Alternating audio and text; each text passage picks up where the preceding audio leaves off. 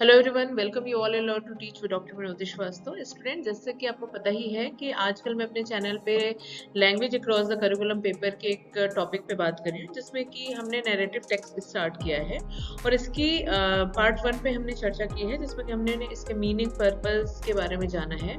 और आज पार्ट 2 की बारी है और जिसमें हम जानेंगे कि नैरेटिव टेक्स्ट में स्ट्रक्चर क्या होता है, लैंग्वेजेस क्या यूज होते हैं, टाइप्स एंड एनालिसिस। तो चलिए आज का वीडियो स्टार्ट करते हुए जानते हैं नैरेटिव टेक्स्ट स्ट्रक्चर और लैंग्वेज की क्या क्या खूबियां हमें देखने को मिलती हैं।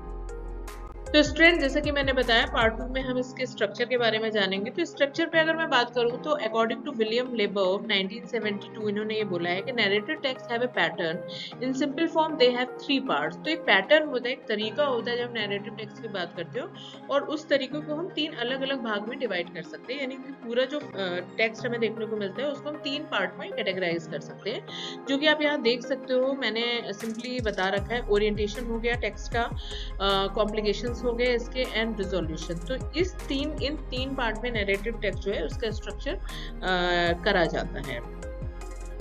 तो जैसा कि हमने जाना कि नैरेटिव टेक्स्ट को हम 3 अलग अलग पार्ट में डिवाइड करते हैं, तो इन पार्ट्स को हम एग्जाम्पल के तौर पे भी हम समझ सकते हैं। तो जैसा कि मैंने बताया, सबसे पहला जो पार्ट है वो ओरिएंटेशन है। तो ओरिएंटेशन जो है, introduction, character, time and place. उस कैरेक्टर की, जिस कैरेक्टर के बारे में टेक्स्ट है, किस जगह हो रहा है, किस व्यू इमेजिनेशन में हमें ले जा रहा है, उसका एक तरीके से इंट्रोडक्शन होता है। फॉर एग्जाम्पल, जब हम कोई स्टोरी पढ़ते हैं तो जो स्टोरी है उसके स्टार्टिंग में ही हमें ये फॉर्मेशन देखने को कहीं ना कहीं मिलता है, once upon a time in a small village. तो 2 चीजें हमारे दिमाग में आ गई कि ये जो घटना है ये इमीडिएट नहीं है, एक समय की बात है एक छोटे गांव में। तो इमेजिनेशन यहाँ से स्टार्ट होता है, ओरिएंटेशन ऐसे स्टार्ट होता है उस नैरेटिव टेक्स्ट का। फिर उसके बाद आता है जो पार्ट है वो कॉम्प्लिकेशंस का होता है, इंट्रोडक्शन ऑफ द प्रॉब्लम।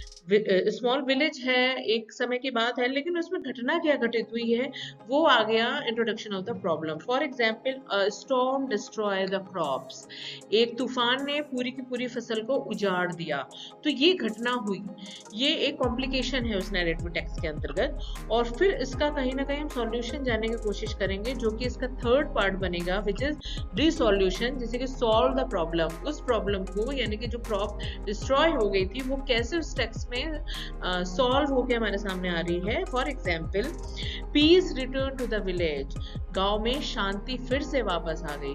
तो ये जो चीजें हैं, ये आप डिफरेंशिएशन देख सकते हो टेक्स्ट में, और यही जो है, यही चीज किसी भी नैरेटिव टेक्स्ट को 3 पार्ट में डिवाइड करते हैं। तो जैसे स्टूडेंट हमने इसके पार्ट्स को देखा, अब हम इसके टाइप्स को देख लेते हैं कि नैरेटिव टेक्स्ट जो बहुत आयत्त से अगर हम मार्केट में देख लें तो ये किन किन विविध प्रकार में हमें देखने को मिलते हैं। तो नैरेटिव जो टेक्स्ट हैं, it appears in many form. तो जो स्पेसिफिकली जो फेमस इसके जो टाइप्स हैं वो मैं यहाँ पे आप लोगों को बता रही हूँ। एक है फेरी टेल्स, जैसे कि सिंड्रेला की जो स्टोरी है वो फेरी टेल्स की है।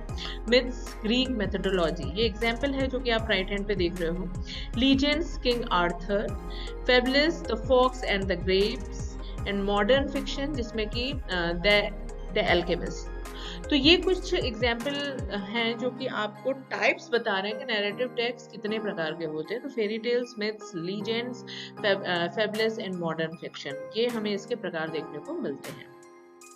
स्टूडेंट, नैरेटिव टेक्स्ट के पार्ट 2 में इसके स्ट्रक्चर और टाइप को जानने के बाद हम ये भी जान लेते हैं कि नैरेटिव टेक्स्ट की इंपॉर्टेंस क्यों है। क्यों बीइंग एक टीचर एजुकेटर हमें इसके बारे में जानकारी होनी चाहिए, और क्यों जब हम इसको अपने मनोरंजन के तौर पे अपनी जानकारी को इकट्ठा करने के लिए करते हैं तो क्यों ये जरूरी हो जाता है, क्यों ये लाइफ का पार्ट बन जाता है।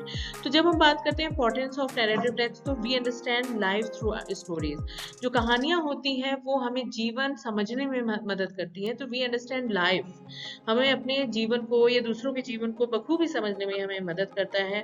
इम्प्रूव क्रिटिकल थिंकिंग, आपके विचारों, आपके सोचने की क्षमता को विकसित करता है। अंडरस्टैंड कल्चर, इसके थ्रू हम कल्चर को समझ सकते हैं। डेवलप क्रिएटिविटी, आप में सृजनात्मकता विकसित करता है। इम्प्रूव राइटिंग, आपकी लेखन कौशल को ये बढ़ाता है। बिल्ड कम्युनिकेशन, आपके संप्रेषण को विकसित करता है। They are essential in literary study, अगर हम कोई भी साहित्यिक अध्ययन कर रहे हैं तो उसके लिए जरूरी है। तो आई होप स्टूडेंट आज का जो टॉपिक था वो आपको समझ में आया होगा, और पिछली वीडियो और आज की वीडियो जो कि आप नैरेटिव टेक्स्ट के बारे में पढ़ोगे, उससे ओवरऑल आपको नैरेटिव टेक्स्ट के बारे में स्ट्रक्चर पता चल जाएगा। इसी के साथ मिलते हैं अपने नेक्स्ट वीडियो में। Till then you take care yourself, bye.